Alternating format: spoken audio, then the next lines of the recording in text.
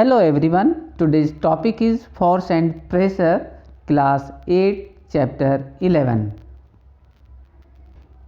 In this chapter, we will learn about force, a push or pull, action of forces. Forces are due to an interaction. Forces applied on an object in the same and opposite direction. A force can change the state of motion and shape of an object. Contact force, muscular force and friction, and non-contact forces like magnetic force, electrostatic force and gravitational force. What is force? Force is a pull or push. In everyday experiences we can see a ball rolling on the ground, slow down और fast कि एक ball है वो role करती है ground पर, तो इसकी स्पीड या तो हो सकती है इंक्रीज या हो सकती है decrease. In second, a goal keeper saving a goal, और गोल कीपर जब गोल को सेव करता है तो एक मूवेबल ऑब्जेक्ट को ये लेके आता है रेस्ट इन स्पीड, मतलब जीरो स्पीड पर. Similarly A hockey player change the direction of moving ball with A flick of the stick, and hockey player can change the direction of ball by flick. A fielder stopping a ball in cricket. In all these situations the ball is either made to move faster or slower, कि जो speed है ball की या तो होती है fast या फिर वो होती है स्लो, और इसी के साथ साथ its direction of motion is change, कि जो बॉल है इसकी डायरेक्शन ऑफ मोशन वो भी चेंज होती है. There are different actions of force like picking, opening, shutting, kicking, hitting, lifting, flicking, pushing, pulling etcetera, and these are the task of force and it change the state of motion and direction of an object, कि इन सभी action से जो object है या तो उसकी state of motion वो चेंज होती है और साथ में डायरेक्शन भी चेंज हो सकती है. आइडेंटिफाइंग एक्शन एज पुश और pull, and in this table we can easily learn the different type of action of a forces. For example, moving a book placed on a table, अगर एक table पर एक book है तो ये किस तरह से मूव कर सकती है. तो पुशिंग, पुलिंग, अगर बुक है तो हम इसे पुश भी कर सकते हैं, पुल भी कर सकते हैं, इवन ऑल्सो लिफ्टिंग, और इसके अलावा हम कर सकते हैं फ्लिकिंग. तो ये सभी जो एक्शंस हैं ये किसके एग्जाम्पल हैं? पुशिंग एंड पुलिंग के. The next example is opening और शटिंग ए डोर. अगर हमें डोर को बंद करना है और खोलना है तो यहाँ पर हम अप्लाई कर सकते हैं pushing, pulling, also hitting and kicking, और ये दोनों एग्जाम्पल हैं किसके? पुशिंग और पुलिंग के. तो यहाँ पर दोनों में हम लिखेंगे yes. Drawing a bucket of water from A well, कि कुएं के अंदर एक बाल्टी है पानी की भरी हुई और हमें इसे बाहर निकालना है. तो यहाँ पर क्या हम पुशिंग करेंगे? तो पुशिंग तो यहाँ पर नहीं होगा, लेकिन पुलिंग हम कर सकते हैं. इसके अलावा हम कर सकते हैं लिफ्टिंग, लिफ्टिंग के साथ साथ हम कर सकते हैं पिकिंग, और ये सभी एक्शंस बकेट को वेल से बाहर निकालने में मदद करते हैं. तो ये किसके एग्जाम्पल हैं? पुश के या पुलिंग के? तो हमारा आंसर होगा पुलिंग, क्योंकि अगर हमने पुश किया तो ये बकेट पानी की कहाँ चली जाएगी? अगेन कुएं के अंदर. ए football player taking a penalty kick, एक फुटबॉल प्लेयर है जो पेनल्टी किक मारता है, तो इसमें हो सकते हैं किकिंग, इसके अलावा हिटिंग और पुशिंग, और ये सभी एक्शंस जो हैं ये शो करते हैं पुशिंग और पुलिंग के. A cricket ball hit by a batsman, तो इसमें होगा पुशिंग, हिटिंग एंड फ्लिकिंग, और यहाँ पर हम लिखेंगे पुशिंग यस, और पुलिंग बहुत रेयर केसेस में पुल होता है, लेकिन मैक्सिमम पुश ही किया जाता है। मूविंग ए लोडेड कार्ट, और किसी कार्ट को अगर हमें मूव कराना है तो हम कर सकते हैं पुशिंग, पुलिंग, लिफ्टिंग, और ज़रूरत पड़े तो हिटिंग का भी यूज़ किया जा सकता है। और लास्ट में है ओपनिंग ए ड्रॉर, अगर हमें ड्रॉर खींचनी है तो हम क्या करेंगे, क्या पुशिंग करेंगे? नहीं, तो हम करेंगे पुलिंग, पुलिंग के बाद में हम कर सकते हैं ओपनिंग, ओपनिंग। और ये एग्जाम्पल किसका है? ये एग्जाम्पल होगा पुलिंग का। Forces are due to an interaction, कि जो फोर्स है वो जनरेट होता है ड्यू टू इंट्रैक्शन। यहाँ पर दो एक्टिविटीज़ दी गई हैं। Activity 1, a man standing behind a stationary car, एक कार रुकी हुई है और आदमी इसके पीछे खड़ा हुआ है। And in second situation a car being pushed by a man, तो क्या होगा? In situation 1 can car move, तो कार इसमें मूव नहीं करती है, no, because there is no applied force on a car, क्योंकि ये पर्सन इस कार से काफ़ी पीछे है। मीन्स जब तक इंट्रैक्शन नहीं तब तक फोर्स नहीं। And in situation second can car move, तो यहाँ पर हम लिखेंगे yes, because the force applied as a push to move a car. तो यहाँ पर आप देख सकते हैं कि एक मैन इस कार को करता है पुश, और पुश करने से ये कार करती है move. It means the force are due to an interaction, कि अगर इंट्रैक्शन होगा तो फोर्स जनरेट होता है, अदरवाइज फोर्स जनरेट नहीं होता है। Pull and push, there are 3 situation. In situation 1 there are 2 girl and both girl are pushing to each other, but in activity 2 and in activity 3, in both activities both are pulling to each other, both are pulling to each other, दोनों एक दूसरे को खींच रहे हैं। तो इसका significance ये है कि an interaction of an object with another object results in a force between the 2 objects, की इंट्रैक्शन होता है कहाँ पर? 2 ऑब्जेक्ट के बीच में, और इससे जनरेट होता है force between 2 object. The force applied on an object in same and opposite direction, की क्या हो अगर हम फोर्स अप्लाई करते हैं same direction and opposite direction में? तो यहाँ पर 2 एक्टिविटी दी हुई है।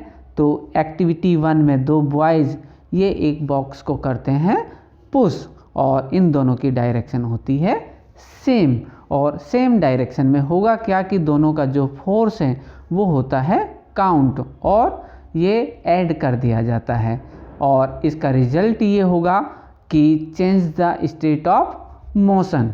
लेकिन एक्टिविटी 2 इसमें फोर्स तो अप्लाई होता है but it is in opposite direction, और जब फोर्स अपोजिट डायरेक्शन में है तो जो ऑब्जेक्ट है इस ऑब्जेक्ट पर एक्ट होता है only net force. For example इस बॉय से होता है 50, इस बॉय से होता है 30, तो जो net force acting on an object तो ये कितना है? ये होगा 20।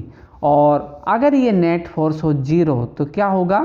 तो यहाँ पर पहली का एक डाउट है कि does it mean that the net force of an object is 0? अगर 0 है नेट फोर्स तो क्या होगा? तो नेट फोर्स 0 है, इट मीन्स अपोजिट डायरेक्शन से जो फोर्स होगा वो क्या होगा? इक्वल होगा, और इक्वल फोर्स होने के केस में there is no change in state of motion. So the strength of force is usually expressed by its magnitude. A force can change the state of motion. तो यहाँ पर आप diagram में देख सकते हैं कि इन सिचुएशन 1 एक बॉल है, अगर ये रेस्ट स्टेट में है और हम इस पर अप्लाई करते हैं force, then it can shows motion. और यहाँ पर एक टायर है और हम चाहते हैं कि ये और तेज़ी से घूमे, तो हमें करना क्या होगा कि repeatedly we should apply force, और इसकी स्पीड हो जाती है तेज़। इसी तरह से बहुत सारे अदर एग्जाम्पल्स हैं, like taking a penalty kick in A football. तो जब हम फुटबॉल में पेनल्टी किक की बात करते हैं तो रेस्टिंग स्टेट में जो बॉल है ये क्या करती है, मूव करती है। या फिर हम कहें तो एक गोलकीपर डाइव और जंप लगाता है एक मूवेबल बॉल को रेस्ट स्टेट में लाने के लिए। तो इसका मीनिंग ये हुआ कि a force applied on an object में चेंज इट्स स्पीड। की फोर्स की वजह से हम किसी भी ऑब्जेक्ट की स्पीड में चेंज कर सकते हैं।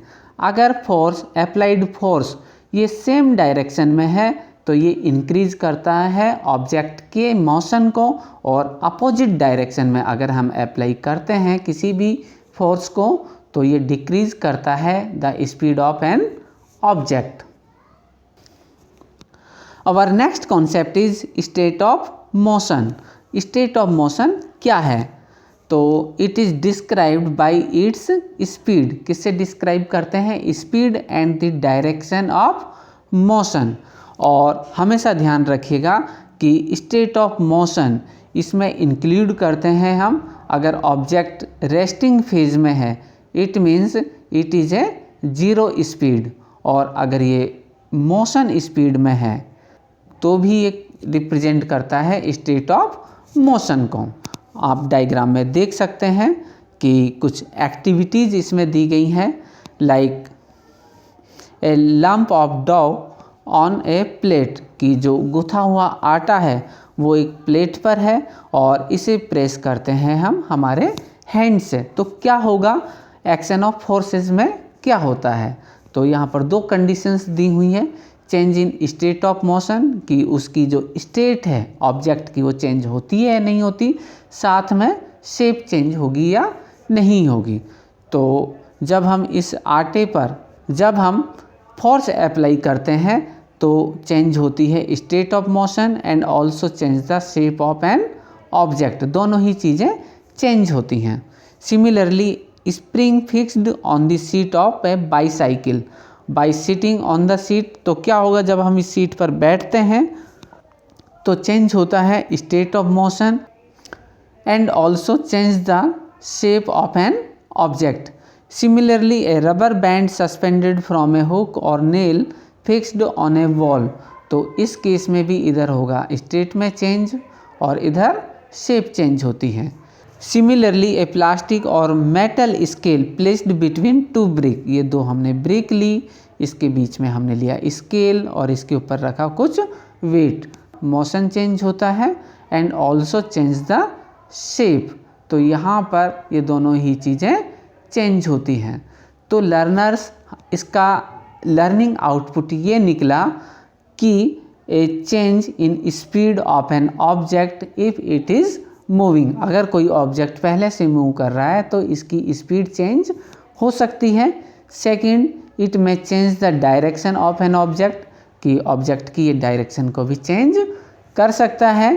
थर्ड, में make an object move from rest, कि रेस्ट से हम किसी भी ऑब्जेक्ट को मूव कर सकते हैं। एंड में bring about changes in the shape of an object, इसके अलावा इसकी शेप में भी कुछ चेंज हो सकते हैं। तो या फिर ऐसा भी हो सकता है कि इट में कॉज सम और ऑल ऑफ दीज इफेक्ट्स, कि इनमें से कुछ या सारे इफेक्ट्स को ये शो कर सकता है कि मोशन चेंज होगा और मोशन के साथ साथ चेंज हो सकता है शेप, और जो मोशन है चाहे वो जीरो हो चाहे स्पीड में हो, और इन दोनों ही कंडीशंस को हम इंक्लूड करते हैं स्टेट ऑफ मोशन। फोर्सेस को हम टू कैटेगरीज में डिवाइड कर सकते हैं, एक तरफ है कॉन्टैक्ट फोर्स और दूसरी तरफ है नॉन कॉन्टैक्ट फोर्स, कि जिन्हें कॉन्टैक्ट किया जा सकता है जिसमें कॉन्टैक्ट होता है, एंड सेकंड जिसमें कॉन्टैक्ट नहीं होता है। तो पहले हम लर्न करते हैं कॉन्टैक्ट फोर्स, और कॉन्टैक्ट फोर्स में हम लर्न करेंगे muscular force. It is caused by the action of muscles in our body, किससे कॉज होता है? Muscles of our body, and the force resulting due to the action of muscles, so it is known as muscular force, क्योंकि ये किससे generate होता है? Muscles से। इसके कुछ एग्जाम्पल्स हैं। For example, lifting a book lying on the table, lift a bucket of water, carry school bag, writing और drawing by a pen, pencil, animal cart. Means अगर हम बात करें लिविंग्स की और उसमें कोई एक्टिविटी होती है तो most of activities by living is done with the help of muscular force. Second, moving और बेंडिंग ऑफ आवर बॉडी, तो इसमें भी रोल होता है मस्कुलर फोर्स का। Third is important because the digestion of food gate pushed through the alimentary canal, कि जब हम फूड इनटेक करते हैं, खाते हैं, तो खाने पर ये फूड जब पास होता है एलिमेंट्री कैनाल में, तो ये पास होता है with the help of muscular force. और लंग्स एक्सपेंडेड एंड कॉन्ट्रैक्ट, कि जो लंग्स हैं ये छोटे और बड़े होते हैं ड्यूरिंग इनहेल एंड एक्सहेल, कि हम ऑक्सीजन इनटेक करते हैं उसे कहा जाता है इंस्पिरेशन, एंड और CO2 यदि बाहर निकालते हैं तो इसे कहा जाता है एक्सपीरेशन। तो इन एक्टिविटीज़ में, इंस्पिरेशन और एक्सपीरेशन में, लंग्स की साइज एक्सपेंड होती है और कॉन्ट्रैक्ट होती है, तो इसमें भी रोल होता है मस्कुलर फोर्स का। The next contact force is friction. The force is responsible for changing the state of motion of object. It is called force of friction, कि force of friction ये change करता है state of motion में, and it is the force of friction between two objects, कि ये कहाँ पर apply होगा, between two objects। लेकिन सबसे इंटरेस्टिंग थिंग ये है कि the force of friction always act on all the moving objects, कहाँ पर अप्लाई होता है, on all the moving objects, and its direction is always opposite to the direction of motion, कि इसकी डायरेक्शन हमेशा अपोजिट होती है। फॉर एग्जाम्पल, हमारे पास में एक बॉल है, ये मूव करती है place from A to B, और जब ये पास होती है A to B साइड पर, तो जो फ्रिक्शन फोर्स होगा ये इसके अपोजिट डायरेक्शन में एक्ट होता है, मीन्स इसकी स्पीड को रिड्यूस करता है। Our next point is non contact forces, और नॉन कॉन्टैक्ट फोर्स का पहला एग्जाम्पल है magnetic force. A magnet can exert a force on another magnet without being in contact with it, कि एक मैग्नेट ये फोर्स प्रोड्यूस करता है another magnet पर या फिर another metal like iron piece पर, तो विदाउट कॉन्टैक्ट, तो इस तरह के फोर्स को कहा जाता है मैग्नेटिक फोर्स। इसका रीज़न यह है कि जो मैग्नेट है, मैग्नेट के होते हैं दो पोल, कौन कौन से, वन इज़ नॉर्थ पोल, इसे रिप्रेजेंट करते हैं हम N से, and second is south pole और इसे रिप्रेजेंट किया जाता है S से। आप डायग्राम में देख सकते हैं कि यहाँ पर है हमारे पास में मैग्नेट, और ये मैग्नेट इन डायग्राम 1 इसमें करते हैं एक दूसरे को अट्रैक्ट, लेकिन अनदर एक्टिविटी में ये एक दूसरे को करते हैं रिपेल। तो इसका रीज़न यह है कि यहाँ पर ये रिप्रेजेंट करता है इसे नॉर्थ पोल को, और दोनों नॉर्थ पोल ये करते हैं एक दूसरे को रिपेल, जबकि नॉर्थ पोल और रेड कलर से रिप्रेजेंट करते हैं हम साउथ पोल को। तो north and south pole opposite जो पोल हैं ये एक दूसरे को करते हैं attract, and same kind of pole they repel to each other. Our next non contact force is electrostatic force. The force exerted by a charged body on another charged or uncharged body is known as electrostatic force। तो इसका basic concept ये है कि जो charge हैं ये होते हैं पॉजिटिव और नेगेटिव, और हमेशा ध्यान दीजिएगा कि सेम काइंड ऑफ चार्जेस, चाहे वो पॉजिटिव पॉजिटिव हो या फिर नेगेटिव नेगेटिव हो, तो ये चार्जेस एक दूसरे को करते हैं रिपेल, जबकि डिफरेंट टाइप ऑफ चार्जेस ये एक दूसरे को करते हैं अट्रैक्ट। तो आप एक्टिविटी में देख सकते हैं कि हमारे पास में है एक चार्ज्ड बैलून, और चार्ज बैलून हम बना सकते हैं if we rub it with woollen cloth, और जब हम इसे वुलन क्लॉथ से चार्ज करते हैं तो इस पर आता है नेगेटिव चार्ज। और हम एक रिफिल को भी चार्ज कर सकते हैं if we rub it with polythene, तो पॉलीथीन पर इसे रब करने पर इस पर आता है पॉजिटिव चार्ज। तो लर्नर्स होता क्या है कि यहाँ पर है नेगेटिव, इधर है पॉजिटिव चार्ज, तो ये दोनों एक दूसरे को करते हैं अट्रैक्ट। अगर हम बैलून की जगह पर क्या लें, रिफिल, तो क्या होगा कि रिफिल पर ऑलरेडी है पॉजिटिव चार्ज, यहाँ पर हम एक रिफिल और लेंगे तो इस पर भी होगा positive charge. It means same kind of charges they repel to each other. Next non contact force is gravitational force. The gravity और gravitation, it is a natural phenomena by which all things with mass or energy are to be brought towards one another, कि all things with mass ये क्या करती हैं, एक दूसरे को attract करती हैं, including planets, star, galaxies, even light, ये सभी के सभी एक दूसरे को करती हैं अट्रैक्ट। इसीलिए हमारी जो अर्थ है ये रोटेट करती है अराउंड सन, और इसका मेन रीजन क्या है, it is due to gravitational force. The moon's gravity causes ocean tide, कि ये हमारी है अर्थ के चारों तरफ रिवॉल्व होता है मून, तो मून और अर्थ के बीच में क्या है, gravitational force, and it cause ocean tide. On earth gravity gives weight of physical objects, कि अर्थ पर ये प्रोवाइड कराता है वेट टू फिजिकल ऑब्जेक्ट्स, जो भी ऑब्जेक्ट हमें दिखाई देता है फिजिकली जिसकी प्रेजेंस है, तो ग्रेविटेशनल फोर्स इसे क्या प्रोवाइड कराता है, वेट। ऑब्जेक्ट्स और things fall towards the earth because it pull them, कि ये अर्थ है तो अर्थ के ऊपर कुछ भी हो ये सभी चीज़ों को करती है attract. This force is called the force of gravity. This is an attractive force, कि ये क्या है, ये एक अट्रैक्टिव फोर्स है। और कॉइन, पेन या फिर अदर थिंग्स गलती से हमारे हाथ से छूट जाती हैं, लीव्स और फ्रूट्स भी also fall to the ground, तो ये कहाँ पर आती हैं सारी की सारी चीज़ें, ग्राउंड पर, और इसका रीज़न है ग्रेविटेशनल फोर्स।